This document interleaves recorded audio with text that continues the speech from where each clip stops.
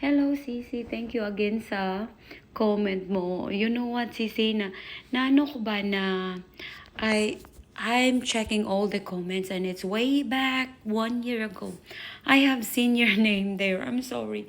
I'm just really busy sa pagtatrabaho. Gumagawa ko, kumikitang kabuhayan. nagtatrabaho. Kaya yun, yung mga questions niyo ay matagal ko talaga, hindi ko ma-answeran agad. But today, maraming salamat din sa question mo at nababasa ko yung nagpapasalamat ka sa akin. And thank you na satisfied ka din sa answer ko. Pero, meron kang tanong dito. International, sa answer ko doon, sa tanong mo noon.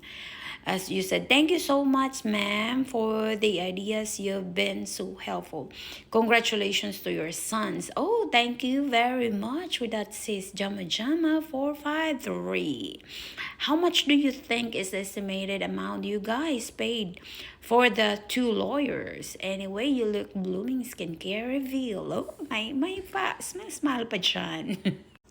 Hi, Sisi. Natawa ako dun sa skincare mo. Pero before that, kailangan kong sabihin to sa'yo muna. Okay. Yung sinabi mo, magkano or how much did we spend for the adoption? Okay. It depends yun. It depends on who is your lawyer.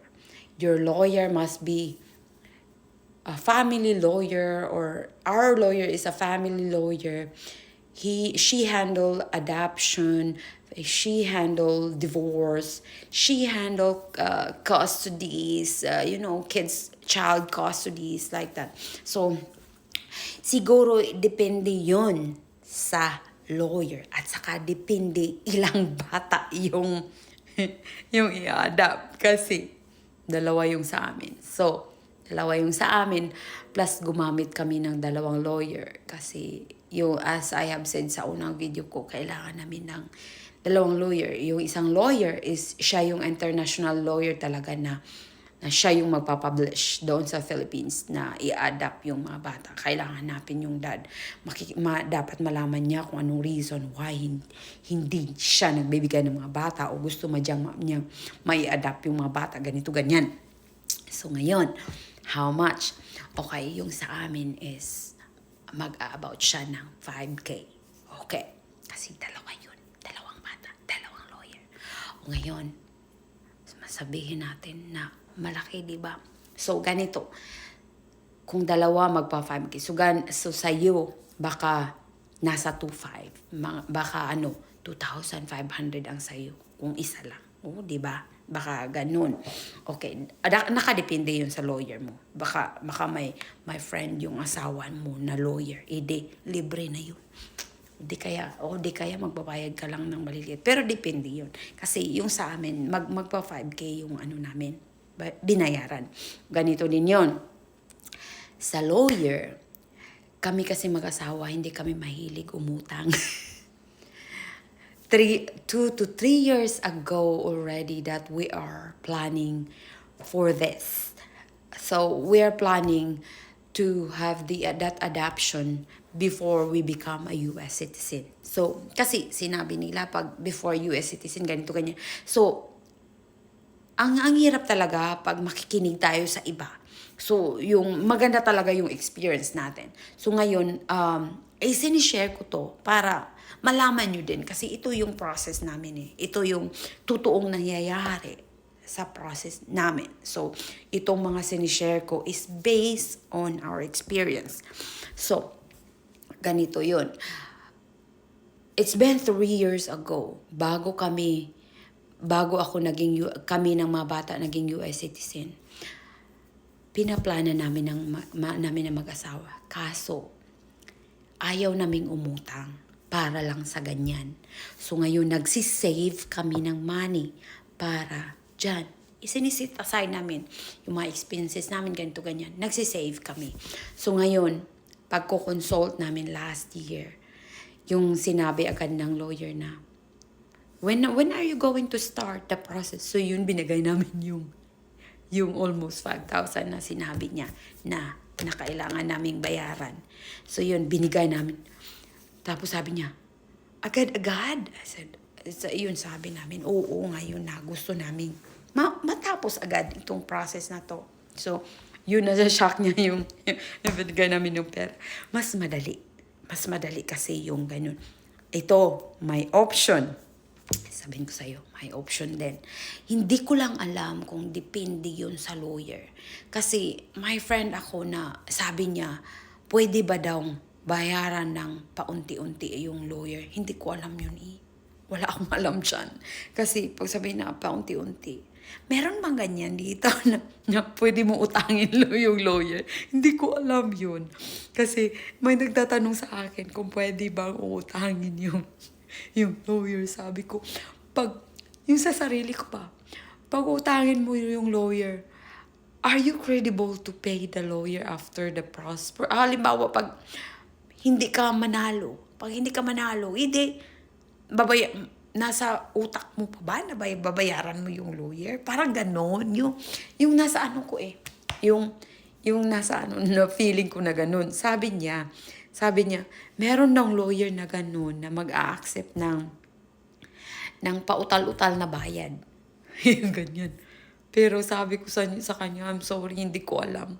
Kasi hindi kami kanya, ayaw namin ng umutang.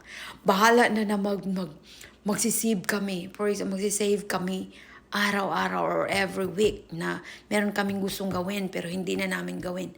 Gusto namin kumain sa mahal na restaurant pero ayaw namin kumain doon kasi may goal kami na magbabayad kami ng cash.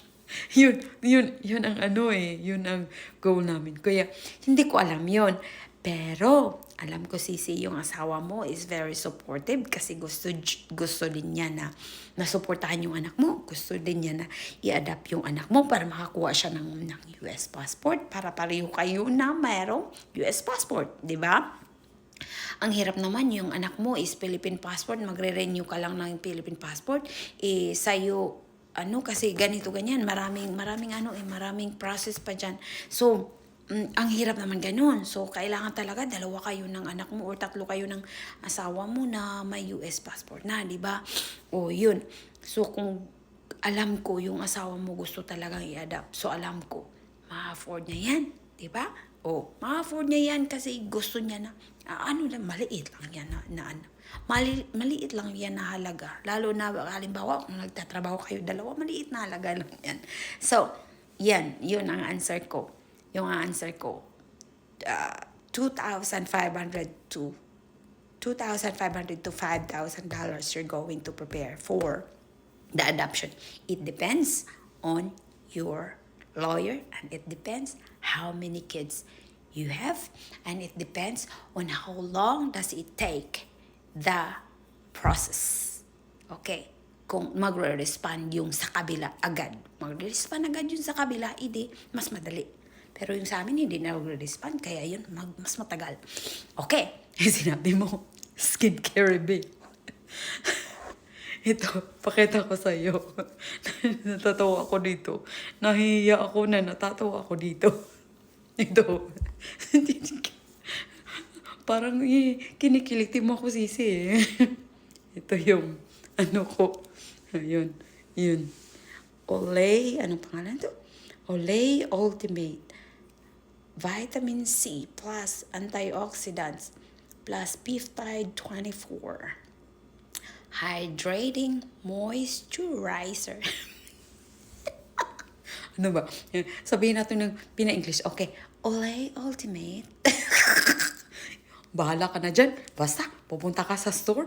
Bili ka nito. Olay. Basta. Parang uli-ulay. Uli-ulay. Oh, yun. Punta ka na lang dun sa store. Ikaw na bahala bumasa dyan.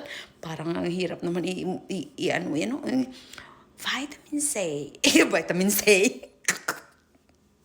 Ay, no. Ikaw na lang, punta ka na lang sa store. Hanapin mo yung yellow. Kasi merong dito, purple, red, at yellow. Hanapin mo na lang yung yellow. Natawa ako sa pagbabasa ko. Bakit nahihirapan akong bumasa nito ngayon? Olay Ultimate Yellow. Okay? Yan, pamudil-mudil pa tayo ah.